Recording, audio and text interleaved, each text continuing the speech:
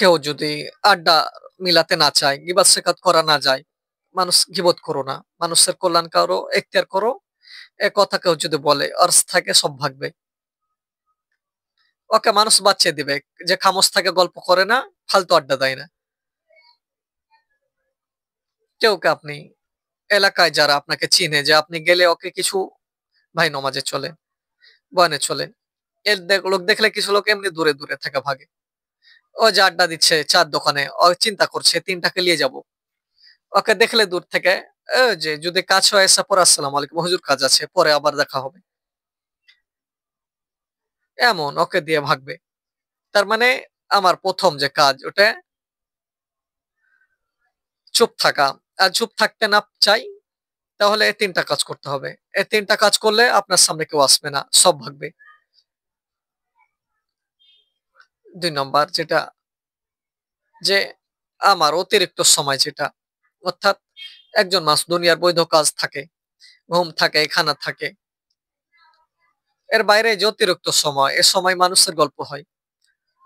এ অতিরিক্ত সময় যেগুলো, ওগুলো জিকিরুল্লাহ দিয়ে, জিকির আর ফিকির দ্বারা একজন আমার জবানকে তরুতাজা রাখি। আর কি তরুতাজা? দিল, মন সবকিছুকে ব্যস্ত রাখি। তাহলে আমার সামনে কেউ আসবে না। এসে যে যদি জিকির করতে যায় দেখে ওর কেউ সামনে আসবে। ওই সর্বোচ্চ বলে ভাই বস জিকির কর, জি আজ ১০০ পড়েছো দুরুদ, আসো দুরুদ শরীফ পড়ি ১০০ বার। এ কথা শুনে এমনি সব ভাগবে। তো অতিরিক্ত সময়, অবসর সময়গুলো আমি জানি আমার জবানে এমন মজার সাথে জিকির করি যে আল্লাহ জিকির দ্বারা আমার জবানে কি আসে পড়ে, রস এসে পড়ে, ভালো লাগা চলে আসে। ভালো লাগা যখন আসবে আমার অন্য কথা ভালো লাগবে না। এখন খাবার দেখলে রস আসে, আরো বিভিন্ন কারণে কস আসে। কিন্তু এই রসটা আনতে হবে কিসের ভিতর? জিকিরের ভিতর। অবসর সময়টা এভাবে কাটাতে হবে। ৩ নাম্বার সেটা হলো এ জবানের কারণে আল্লাহ তাআলা মানুষকে যে জাহান্নামে দিবে কি কি কারণে, কারণগুলো সামনে আনতে হবে। ওই সাজাগুলো কি কি সামনে আনতে হবে।